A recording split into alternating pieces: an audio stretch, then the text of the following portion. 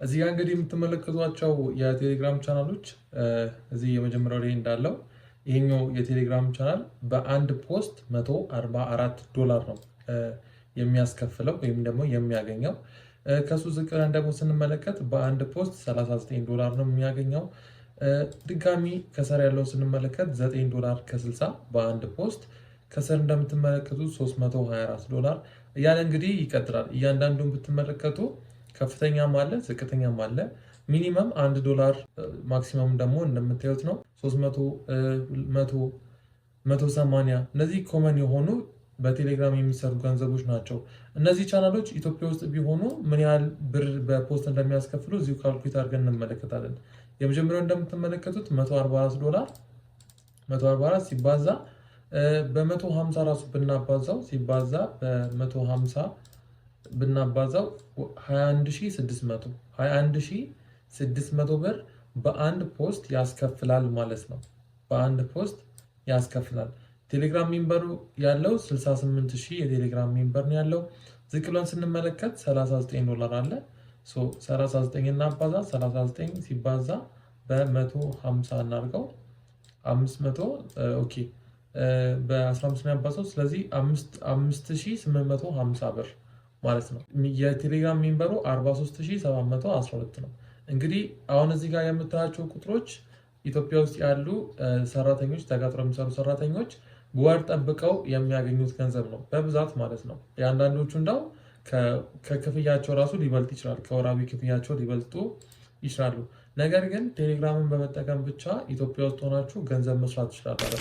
ዛሬ በዚህ ቪዲዮ የእጅ ስልካችሁን ብቻ በመጠቀም ኮምፒውተር ሳያስፈልጋችሁ ወይም ሌላ ተጨማሪ ዲቫይስ ሳያስፈልጋችሁ የእጅ ስልካችሁን ብቻ በመጠቀም በቴሌጋ.io የቴሌግራም ቻናላችሁ ላይ እንዴት ማስታወቂያ እየሰራችሁ ገንዘብ እንደምታገኙ ነው የምንመለከተው። የከዚህ በፊቱን ቪዲዮ ያልተመለከታችሁት ቴሌግራም ላይ 3 ገንዘብ የምንሰራባቸው ሜቶዶች አሉ። እነሱንም በዝርዝር ከላይ ፒናሪኬ ስለማስቀምጥላችሁ እዛ ቪዲዮ ውስጥ ገብታችሁ ተመልከቱት። ስለዚህ አሁን ቀጥታ የምናደርገው በእጅ ስልካችን ነው እያንዳንዱን ፊቸሮች ማሳያችሁ ማለት ነው። ሁሉን ነገር በእጅ ስልካችን ነው ጀምረን የምንጨርሰው። ቀጥታ በስልካችን ላይ እናልፋለን ማለት ነው። ስቴፑን ከመጀመሪ በፊት ግን ለዚህ ዩቲዩብ ቻናል አዲስ ከሆናችሁ ሰብስክራይብ በማድረግ ቪዲዮ ስለቅ ደግሞ እናንተ ጋር እንዲደርስ የኖቲፊኬሽን በተን እንድታበሩ፣ ይሄ ቪዲዮ ለብዙ ሰዎች እንዲደርስ ላይክ አድርጋችሁ እንድትጨምሩ ጠይቃችኋለሁ። ቀጥታ የእጅ ስልካችንን አምጥቻ አሳያችኋለሁ። እዚህ ጋር እንግዲህ የምትመለከቱት የመዝሙር የሚለቀቅበት ቻናል ነበር። ከ2000 ሜምበሮች በላይ ያለው ይህንን ራሴ እያስገባው ነው ማሳያችሁ። ቀጥታ ምንድን ነው የምናደርገው? የጉግል ክሮም ላይ እንገባለን። ወይም ደግሞ እናንተ ሌላ ብሮዘር የምትጠቀሙት ካለ የምትጠቀሙት ብሮዘር ላይ ትገቡና ቴሌጋ.io ብላችሁ ሰርች ታደርጋላችሁ። ካልሆነ ሊንኩን ዲስክሪፕሽን ስር ላይ ያስቀምጥላችኋለሁ። እሱን ነክታችሁ መግባት ትችላላችሁ። ልክ ስትገቡ እንደዚህ ኢንተርፌስ ነው የሚያመጣላችሁ። አሁን እያንዳንዱ ስቴፕ በጥንቃቄ መሙላት አለባችሁ። ምክንያቱም ከዚህ በፊት የራሴን ስከፍት አንድ ስቴፕ ተሳስቼ ጭራሽ ወደኋላ መልሼ ኤዲት ማድረግ ስላልቻልኩና ሌላ ውስብስብ የሆነ ፕሮሰስ ውስጥ እንድገባ ስላደረገኝ እናንተ እያንዳንዱ ስቴፕ በጥንቃቄ መመልከት ይኖርባችኋል። እንደምትመለከቱት ቴሌጋ.io የሚለው ውስጥ ከገባን በኋላ ሎጊን ኢንተርፌሱ እንደዚህ ይመስላል። እያንዳንዱን ዲቴይል ነገር እናንተ አቁማችሁ መመልከት ትችላላችሁ። ዌብሳይት ውስጥ ገብታችሁ መመልከት ትችላላችሁ። ቀጥታ የምናደርገው ከላይ ሎጊን የሚለውን ነው አንድ ጊዜ የምንነካው። ሎጊን የሚለውን ከነካም በኋላ ኦልሬዲ አካውንት ስለሌለን ሳይን አፕ የሚለውን ደግሞ መልሰን እነካለን ማለት ነው። ከዚህ በፊት አካውንት የከፈታችሁ ኢሜይላችሁና ፓስወርዳችሁን አስገብታችሁ መግባት ነው። ሌላ አዲስ ነገር የለውም። የምናደርጋለን እሱን ካስገባን በኋላ ይሄኛውን ስቴፕ በደንብ መሙላት አለባችሁ። ምናልባት በኮምፒውተር ወይም ደግሞ በፒሲ እየተከታተላችሁ በላፕቶፓችሁ እየተከታተላችሁ ያላችሁ ሰዎች ይሄኛው ኦፕሽን የሚመጣላችሁ ከላይ ነው። ከላይ በጣም በትንሽ በተን ነው ስዊች ኦን እና ኦፍ በሚደረግ ነገር ነው የሚመጣላችሁ። ይሄን ስቴፕ አንዴ ተሳስታችሁ ካለፋችሁት ወደ ኋላ መመለስ አትችሉም። ዩዘር ኔም ወይም ደግሞ ኢሜይል መቀየር ይኖርባችኋል። እቺን ስቴፕ በደንብ እርግጠኛ ሆኖ ሁለት አማራጮች አሉት። የመጀመሪያው አም አድቨርታይዘር የሚል ነው። ሁለተኛው ደግሞ አም ቻናል ኦነር የሚል አለ። እኛ የምናደርገው አም ቻናል ኦነር የሚለውን ነው የምንነካው። አድቨርታይዝ የማሰራት ሀሳብ ሳይሆን ሰዎች እኛ እንዲያሰሩ ነው የምንፈልገው። እሱን ካስገባን በኋላ ኔክስት እንለዋለን። ኔክስት እንለው ሁለት ነገሮችን በግዴታ እንድንሞላ ይጠይቀናል። የመጀመሪያው ኢሜይል ነው። ሁለተኛው ደግሞ ስልክ ቁጥር ነው። እጃችሁ ላይ ያለውን አክቲቭ የሆነውን ኢሜይል እና ስልክ ቁጥራችሁን ማስገባት ይኖርባችኋል ማለት ነው። ኦኬ እሱን ካስገባን በኋላ ትንሽ ሎድ ሊያደርግ ይችላል። ሎድ አድርጎ ከጨረሰ በኋላ እንደዚህ በሚመስል ኢንተርፌስ ውስጥ ያስገባናል። አሁን ቀጥታ የምናደርገው አካውንታችንን ሳይን አፕ አድርገናል። ቻናላችንን ሊንክ እናደርጋለን። ከዛ ደግሞ ፕራይስ እናስቀምጣለን። የዊዝድሮ ሜትዱንም እንመለከታለን ማለት። ስለዚህ ከላይ ፕሮፋይላችንን ነካና ምንድነው የምናደርገው? እንደምትመለከቱት የተለያዩ ሊስቶች አሉ። ዳሽቦርድ አለ፣ ማይ ቻናል ኤንድ ቻት፣ አድ ሪኳየርመንት አለ። ከስር ደግሞ ስንመለከት ቶፕ አፕ ባላንስ፣ ዊዝድሮ ፈንድስ እያለን እያንዳንዱን መመልከት እንችላለን። አሁን እኛ ምንድነው የምናደርገው?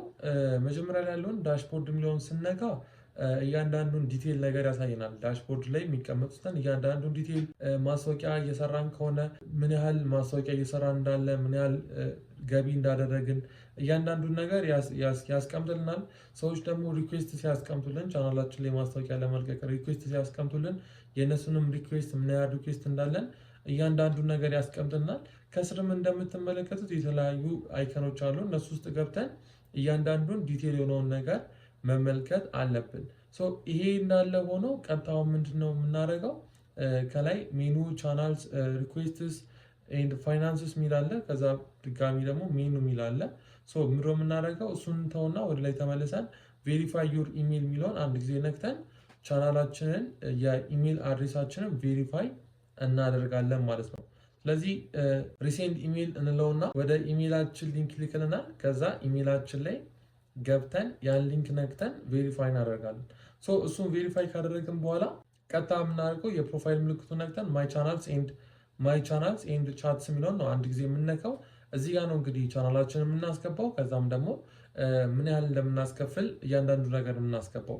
እዚህ ጋር ከገባን በኋላ እንደምትመለከቱት ኖ ቻናል ያስገባነው የለም። ስለዚህ አድ ቻናል የሚለውን አንድ ጊዜ እነካዋለን ማለት ነው። ቀስቱ ላይ እንደምትመለከቱት አድ ቻናል የሚለውን አንድ ጊዜ ከነካም በኋላ የቻናሉን ዩዘር ኔም ወይም ደግሞ ሊንክ እንድናስገባለት ይጠይቀናል።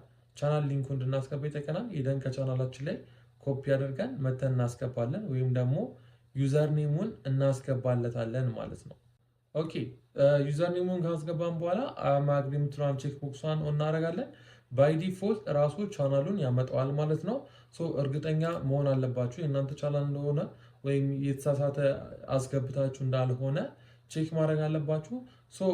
ይህን አስገባን፣ ፕሮፋይሉን አመጣልን፣ ስሙን አመጣልን፣ ቻናል እንደሆነ አመጣልን። ከስር እንግዲህ እንደምትመለከቱት ኪወርድ እንድናስገባ ይጠይቀናል። እናንተ ምን አይነት ኮንተንት ነው የምትለቁት?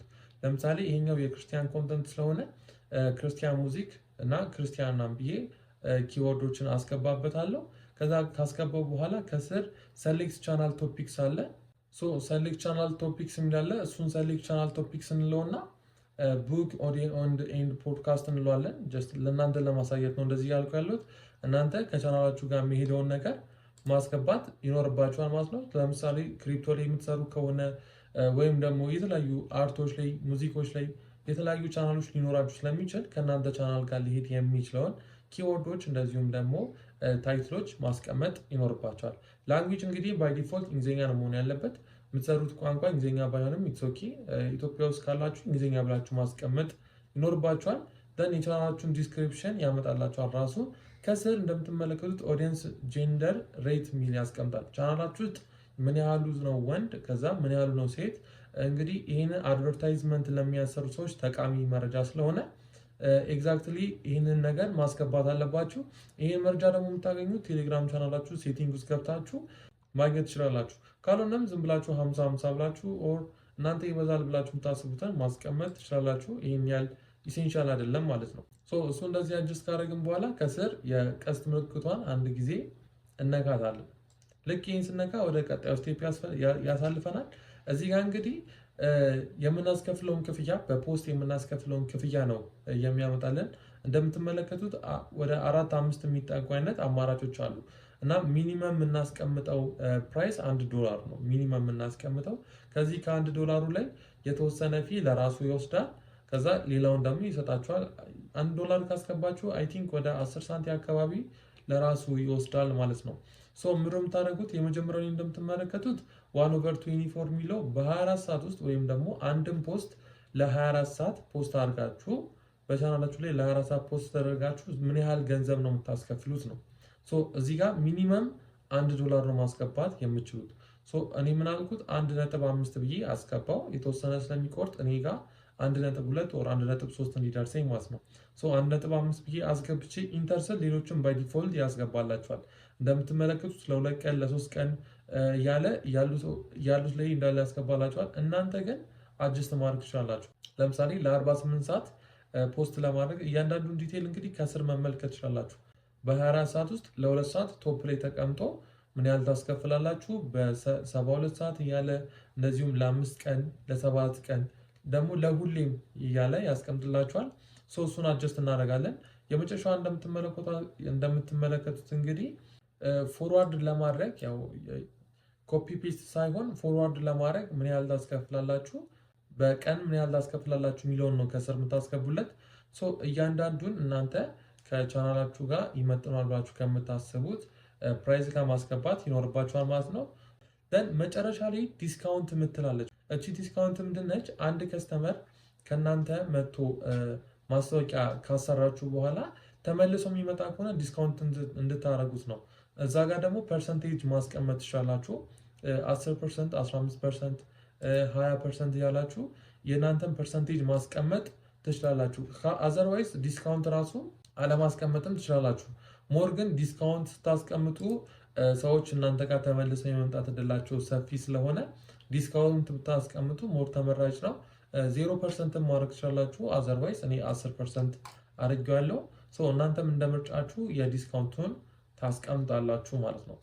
እሱን ካስቀምጥም በኋላ የቀጣዩን ቀስት እንነካለን።